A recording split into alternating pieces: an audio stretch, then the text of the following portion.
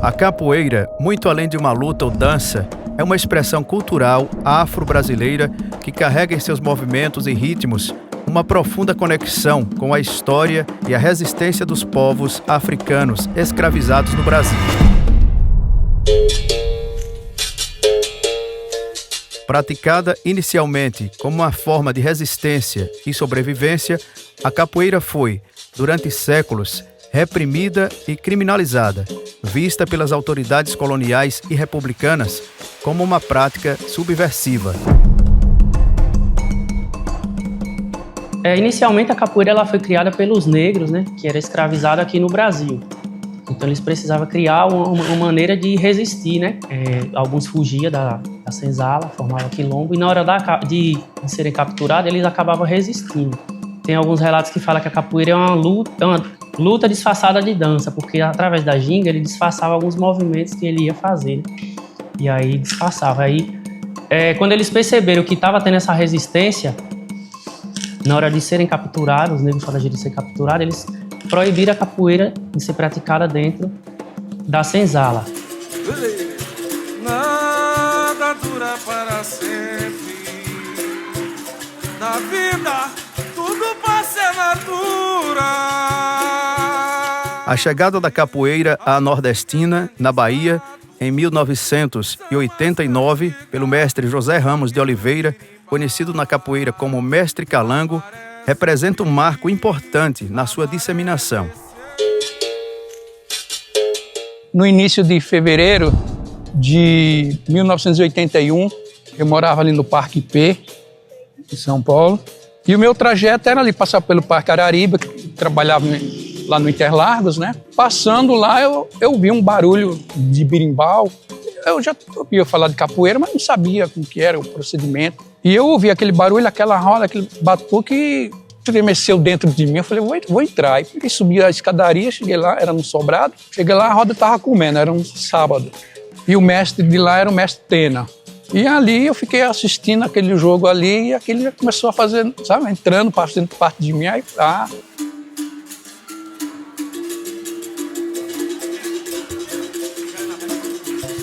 A gente ouviu falar que chegou uma luta aqui na cidade, E aí aquilo acabou assim sendo transmitido pelo pessoal com vários conceitos. Uns falavam em uma luta, outros falavam que era uma forma violenta assim do pessoal se defender.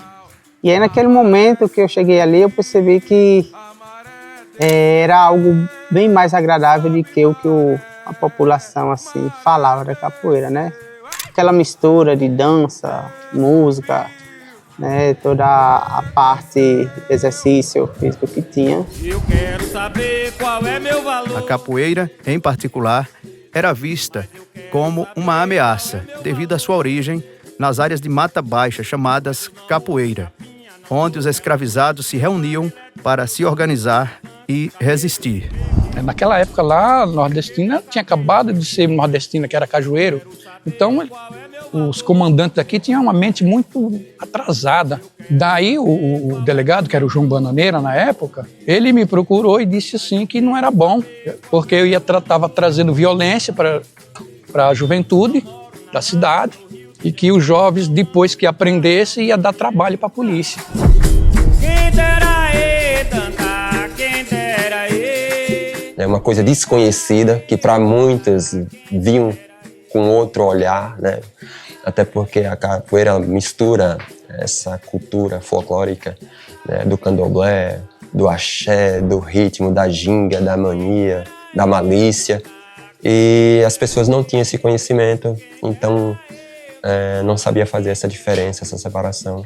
Eu mesmo dizia, eu acho que essa capoeira é coisa de malandro. Então eu vi na rua, eu pensava, eu não falava, eu pensava. Mas depois eu vi que estava ali ser uma coisa que tem fundamento grande, A capoeira, ela é muito inclusiva, inclui várias pessoas, independente do seu credo, Mas por conta de ter essa origem de matriz africana, hoje ainda é um pouco confundida. Acha que todo capoeirista ele pertence a alguma religião de matriz africana, como Umbanda, Candomblé.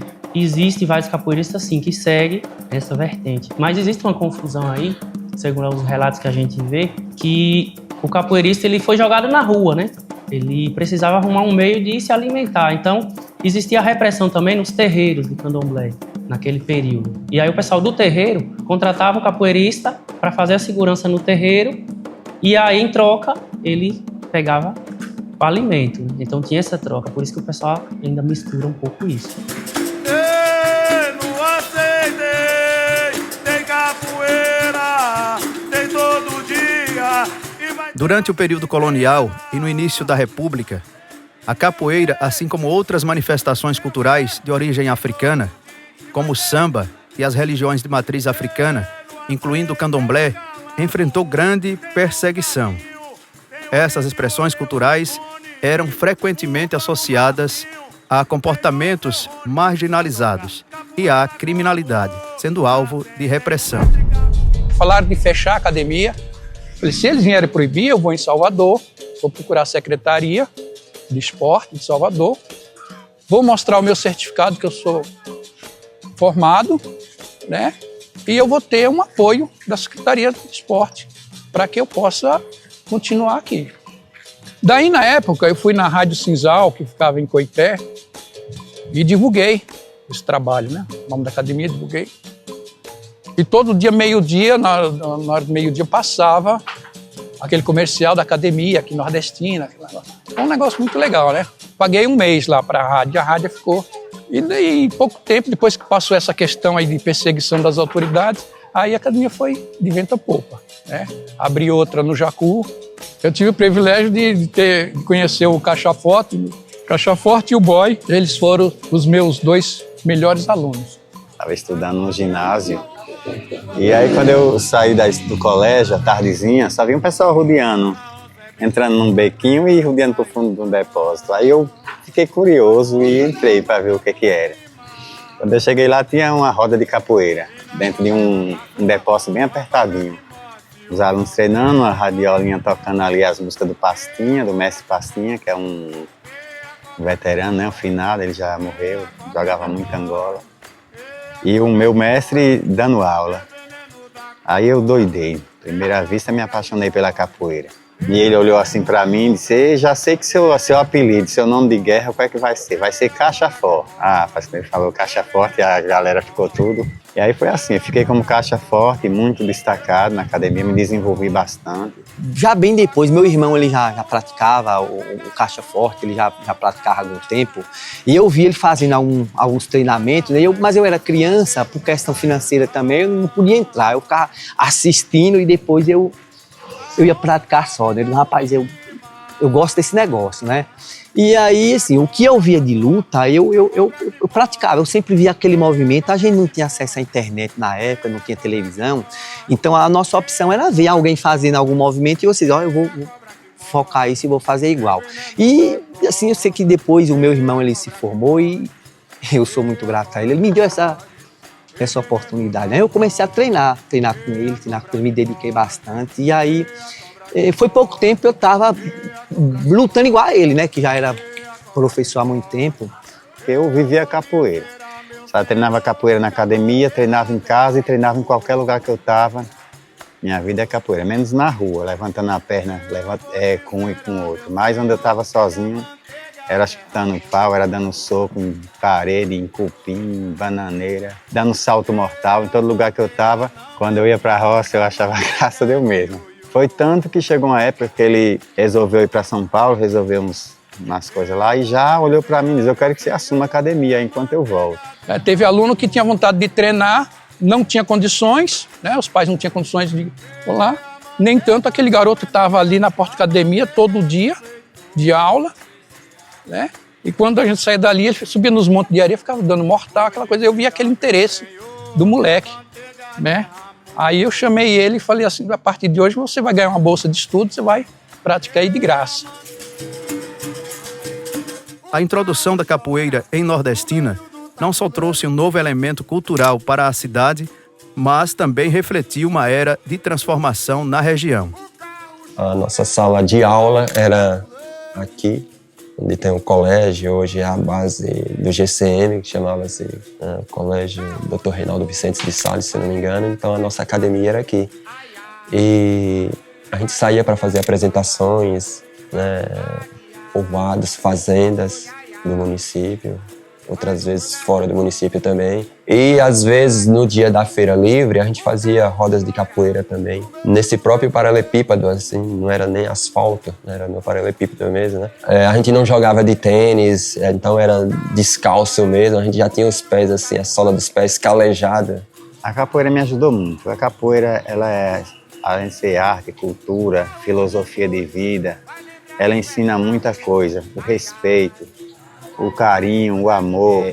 Eu chego a me arrepio quando eu falo dessa parte. A capoeira, quando você tem um bom professor, um bom mestre, que eduque, ela não serve só para ensinar a lutar. Ela lhe educa, lhe torna o ser humano uma pessoa amorosa, uma pessoa respeitadora, uma pessoa com muita responsabilidade. Porque eu sei que quando a gente entra numa roda de capoeira para jogar, você não tem que jogar só para você, você tem que jogar para você e respeitar seu adversário. Não importa quem ele seja, que seja pequeno, que seja grande. E eu sempre ensinei dessa forma e tá meus alunos aí que são testemunha. Eu nunca quis humilhar um aluno meu e nem ninguém. Você vai ver muitas rodas aí onde não há respeito um com o outro, há desrespeito. Então, para eu mostrar para você na roda que eu sou mais ágil que você, que eu tenho mais experiência, mais malícia, eu não preciso te bater para você reconhecer que eu sou melhor que você na roda. Não preciso te bater, é no jogo ali, é nas paradas de golpe, para você perceber que se eu quisesse, eu teria te acertado. A prática da capoeira e a culinária afro-brasileira compartilham a mesma herança cultural. Ambas surgiram da resistência e da resiliência dos africanos no Brasil e têm papel fundamental na preservação e promoção da identidade afro-brasileira. O grupo da gente, ele valorizava muito essa parte do respeito. Então, os alunos que treinavam comigo, o professor, ele era muito rígido e ele sempre falava, olha, vocês estão treinando a capoeira aqui, como é um benefício para o corpo de vocês, é um benefício vocês trabalhar comigo. Agora, acima de tudo, você deve praticar o respeito.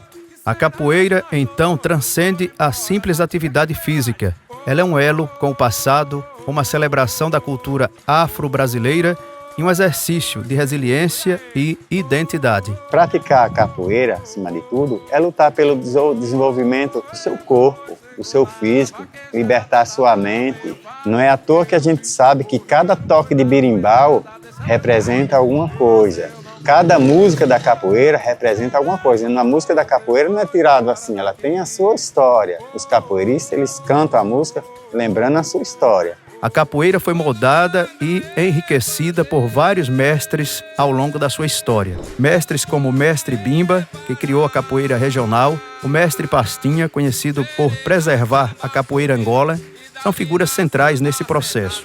Aqui tinha a mistura de capoeira, né? A gente tinha a capoeira regional, tinha a capoeira Angola também, era as duas espécies de capoeira que predominavam e a gente acabava fazendo um mesclado entre os dois tipos, né?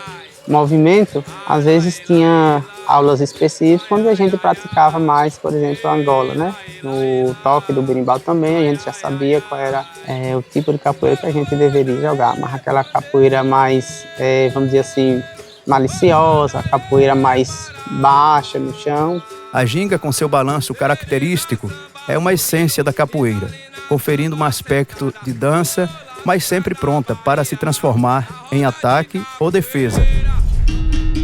É interessante também que mesmo depois da Lei Áurea ser decretada, isso em 88, 2 anos depois a capoeira ela entrou para o Código Penal. Então o negro estava na rua, mas mesmo assim ele sofria essa repressão com a capoeira. Então o capoeirista que era pego praticando capoeira naquela época, ele poderia ser preso. Tem alguns relatos, está até no documentário Capoeira Iluminada, de Mestre Bimba, que alguns capoeiristas muito inteligentes, ele falava, vamos jogar capoeira perto do quartel, porque antigamente, quando pegava o capoeirista jogando, ele tem relato que conta que o capoeirista era arrastado de burro até o quartel, até ser preso. Aí eles falavam, vamos jogar perto do quartel, porque pelo menos não vai ser arrastado muito longe, né? Aí tem esse período aí. Depois de 32, Bimba criou a regional nesse ano, 1932, a capoeira passou a ter outra visão.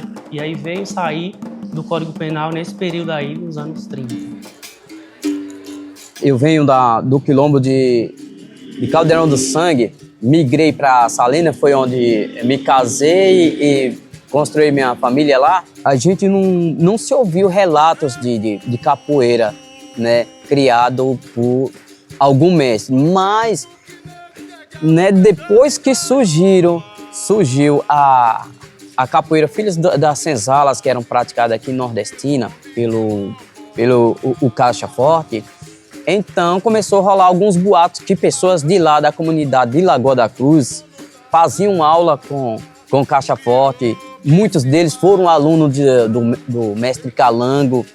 E aí foi aí onde a gente veio ouvir as falas sobre a capoeira. Mas isso já em meados dos anos 2000. Então assim, eu lembro que a gente caminhava distâncias absurdas, rapaz, a pé, porque a gente não tinha transporte na época, nem tinha próprio, nem público para fazer deslocamento. Então a gente ia a pé, distâncias de légua, 1 légua, 3 léguas, ia a pé para dar aula em uma localidade, né? Beira Rio, Jacu, Laje das Cabras, Mari. O pessoal do Mari me chamou para ensinar lá. O Mari é um povoado que tem daqui a 18 quilômetros, mais ou menos, 18, 19. E eles me chamaram para ensinar a capoeira lá e eu não tinha nenhum transporte, ia de cavalo, às vezes alugava uma moto para ir. E eles me pagavam por aula, lembro como agora, me pagavam R$1 por aula. Aí eu ia no domingo, todos os domingos eu ia lá dar aula para eles.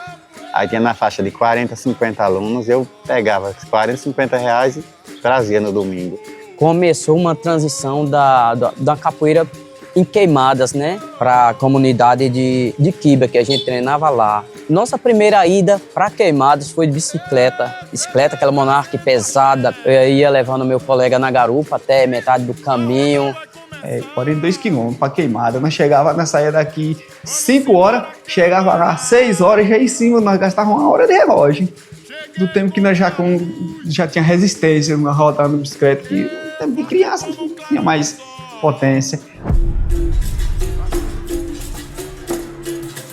Quando você vê uma roda de capoeira, é muito bonito. Você vê movimentos, você vê ginga, você vê, né, o povo aplaudindo quando você faz um movimento diferente. E o iniciante, ou aquele que acha que vai aprender capoeira do dia para o outro dia, acha que é fácil, não é fácil, né?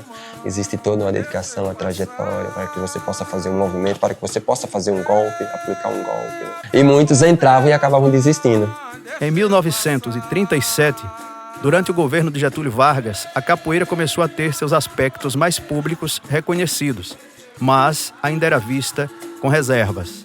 O capoeirista precisava de um sinal para avisar quando a polícia vinha chegando.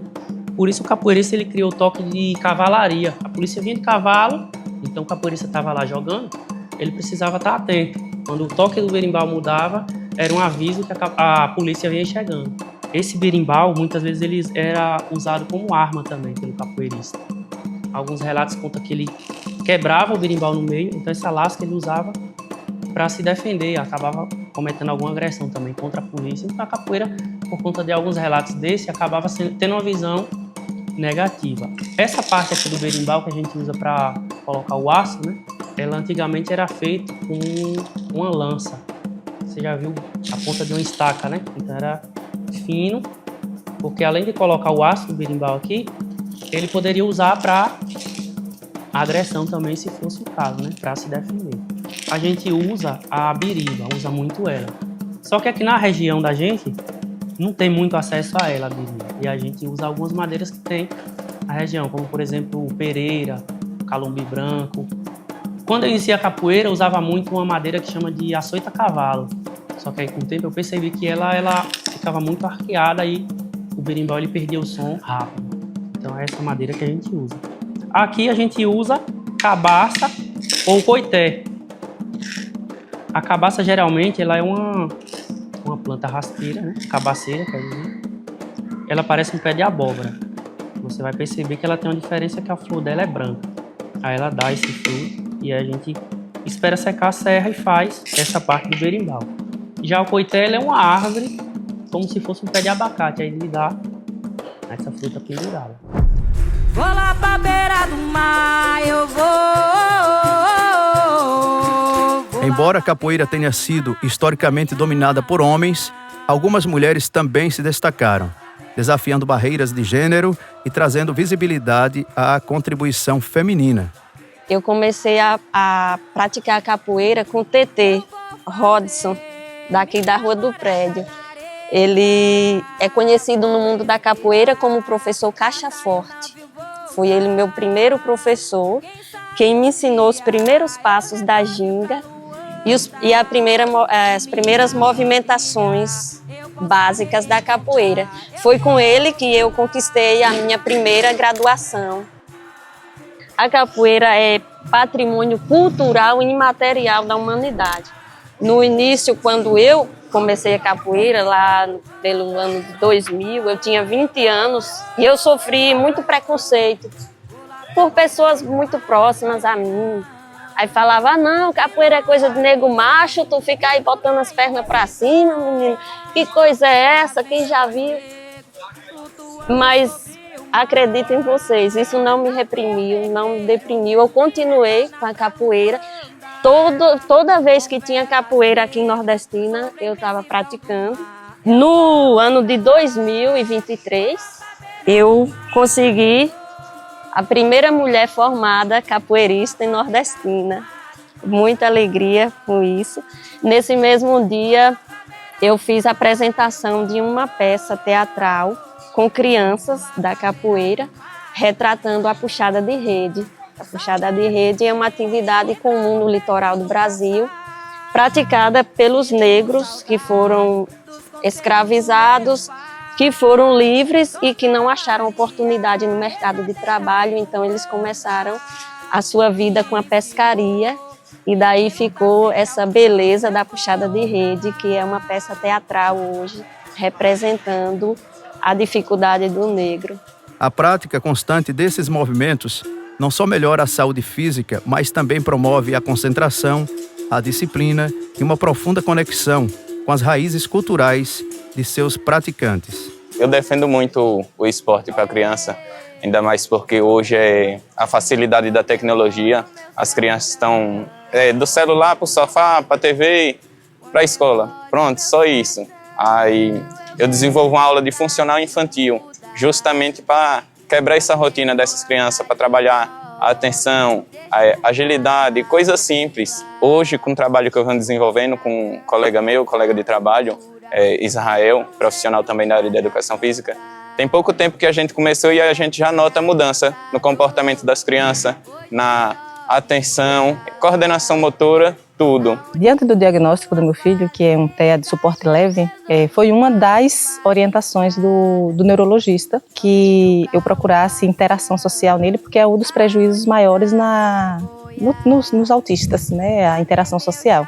E aí eu conversando com o professor de capoeira, o Baita, ele abriu as portas, né, para acolher, já que ele faz esse trabalho brilhantemente com todos, né? A capoeira ela é importante para todas as pessoas e é fundamental para as pessoas que têm transtornos do neurodesenvolvimento, como autismo. A capoeira ela vai além do movimento, ela vai além do jogo, né? Então o que é que a gente busca com essas crianças? Já que ela tem déficit de atenção, o que é que a gente vai fazer? Vai fazer alguma dinâmica, alguma brincadeira que vai fazer com que ele fique mais atento. Tem algumas brincadeiras que a gente faz, por exemplo, com a escada, que a gente coloca os meninos na fila e fala, ó, só vai um de cada vez na escada. Se passar 2 alunos de uma vez, aguarda a vez. Se passar 2, vai pagar cocorinha, vai pagar abdominal. Então eles precisam estar atentos àquele detalhe. Tem uma brincadeira que a gente faz com a sandália também, que ele fica na posição de flexão, um frente ao outro, a sandália na frente, a gente vai falando parte do corpo. Por exemplo, eu falar a cabeça, o aluno coloca a mão na cabeça. Joelho, ele precisa colocar a mão no joelho. Se eu falar chinelo, os dois têm que estar atentos para pegar o chinelo. Então isso vai desenvolver a atenção dele. Enquanto está fazendo esse trabalho desenvolvendo a atenção, eles também estão trabalhando a força, porque eles estão naquela posição por mais tempo. Então a gente precisa estar se adaptando nesse sentido. Ele não tinha forças, não tinha ritmo, a atenção dele era muito pouca. Hoje ele já tem mais atenção, hoje ele já entende mais da rotina dele. Então ele faz capoeira os 3 dias da semana, ele já sabe disso. Antes eu tinha que estar dizendo a ele, hoje tem capoeira, hoje tem qualquer outra das atividades dele, das terapias, porque eu vejo a capoeira como uma terapia para ele e que desenvolveu bastante. Então a interação, o contato, as amizades, porque assim, ele tem os professores dele como os amigos dele, é tanto que a classe de amigos dele são os adultos, porque ele acha que entende melhor ele. a interação dele com essas pessoas, para ele é melhor, as pessoas que conversam. Os outros têm uma linguagem que ele acha talvez inferior à dele. Ele gosta de conversar mais, de participar mais dos grupos onde ele não precisa falar muito. E na capoeira acho que ele faz o que tem que fazer sem precisar ter que verbalizar. Eu falo pro bairro direto, a capoeira é rica, a capoeira vale muito, porque a gente vai numa atividade diferente, num jiu-jitsu, num karatê, num futebol, além de não ter uma criança atípica, quando tem, quem está na linha de frente ali administrando, diz, fulano não vai fazer isso porque não pode, fulano não pode jogar bola porque senão isso e aquilo. Na capoeira não, a capoeira é livre. O aluno vai fazendo do jeito que ele consegue, vai se adaptando, vai melhorando. Tem vários exemplos de alunos que chegaram, sabia nada, tudo mal feito, sem jeito, e hoje melhorou bastante. Raciocínio, o foco, não só a destreza corporal em si. O futuro da capoeira pertence a todos nós. Que ela continue a florescer nas praças e escolas, nas ruas e nos corações. Tá vindo uma geração nova que tem que dar seguimento. Como tudo que é bom tem que dar seguimento. A gente tem que ter os pés no chão e colocar como foco. Nem só eu, nem só você, mas em todos, uma sociedade, um conjunto, sabe? Querer e manter. É uma geração inteligente, mas é uma geração descomprometida. Isso me preocupa, velho, porque pelos recursos que a gente tem hoje, a facilidade, né? Era pra gente ver mais jovens envolvidos com as atividades esportivas no município, né? Era pra a gente ter todo ano aí uma quantidade muito grande de jovens sendo graduados, praticando esportes, né? Se dedicando a essas coisas que moldam a nossa característica como pessoa, né? Como cidadão. E isso a gente não vê. É como tem aquele ditado que nós aqui, quando nós começamos, é igual o girassol. É uma semente. Aí dentro da semente tem um monte, né? O girassol, dentro dela tem um monte de semente. Então foi o que nós criamos. Até hoje, nós estamos juntos, que nós vai fazer já 8 anos na correria, né? E um outro dia desse, eu conversando com uma criança, e aí eu perguntei o que ele queria ser quando ele crescer. Aí ele só disse assim, não, eu quero ser igual o Baita, porque pelo trabalho que Baita desenvolvia na capoeira, e você vê assim que ele, uma grande referência que tinha aqui na nossa comunidade e representando a capoeira aí. Muito bom, eu vejo hoje que a capoeira tem um fundamento grande, porque pelo menos essas crianças, enquanto elas estão por aí divertindo, elas não estão pensando em maldade. E amanhã elas vão ver alguma coisa boa nelas, elas vão aprender uma coisa que pode estar passando para quem vem, né? Que a capoeira seja sempre um símbolo de resistência e esperança, reconhecida e respeitada por sua rica contribuição cultural, não só em Nordestina, mas em todo o Brasil. A SEM é uma associação de capoeira lá de Serrinha. É interessante a história da origem da SEM, que Mestre Caco, ele, que era o mestre líder do grupo, ele foi aluno de Mestre Gival, e aí ele teve a necessidade de criar o próprio espaço, o próprio grupo. Ele era um cara que gostava muito de viajar, de buscar conhecimento, ele queria crescer muito, ele tinha uma visão de crescimento na capoeira, e ele sentiu essa necessidade de criar o próprio grupo. Hoje a SEM, se eu não estiver enganado, atualmente ela está em 15 cidades diferentes, em 15 filiais. Então a gente teve esse contato com o Mestre Caco, eu já ouvia falar muito do Mestre Caco, inclusive tudo que eu ouvia falar dele era bons relatos dele. Tive a oportunidade de conhecer ele num evento em Senhor do Bonfim, conhecer pessoalmente. E daí a gente veio estreitando esse vínculo, né?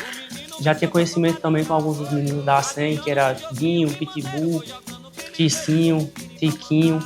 E aí a gente foi mantendo esse contato. Quando o meu professor saiu da capoeira, que viajou para o Rio de Janeiro, a gente ficou 6 meses sem grupo, sem mestre. Mas a gente continuou viajando, né? Participando de evento e manter o contato com capoeiristas da região que fortaleceram bastante a gente nessa questão de manter a capoeira viva. E aí, Mestre Caco, a gente decidiu procurar ele depois de 6 meses, já que a gente estava sem grupo.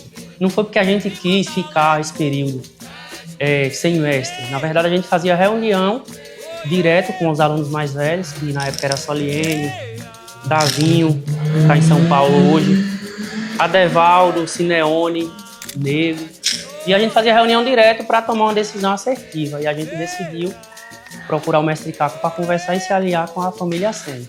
Esse encontro com ele aqui no Nordestina foi dia 20 de novembro de 2016. Então já são 8 anos na família Sen. Graças a Deus a gente foi bem recebido. O professor de capoeira, o mestre de capoeira ou karatê, ele nunca foi bem visto, bem apoiado pela sociedade. Apesar de ter muitos alunos, muitos adeptos que valorizavam, que queriam treinar, mas os representantes sempre... Rapaz, eu diria que 70% de tudo que eu me tornei como cidadão, como pessoa humana, eu acho que eu devo à capoeira, viu? A capoeira, ela só me trouxe benefícios. Ser uma pessoa respeitosa, uma boa ética, uma boa índole, ser exemplo de comportamento. Tudo isso veio através da capoeira. A capoeira é só para sentir, não dá nem para falar assim com palavras o que a gente sente no momento. Investir na capoeira é investir no legado de um povo, é assegurar que a roda nunca pare, que o toque do berimbau nunca se cale, pois enquanto houver capoeira, haverá memória, haverá história, haverá Brasil.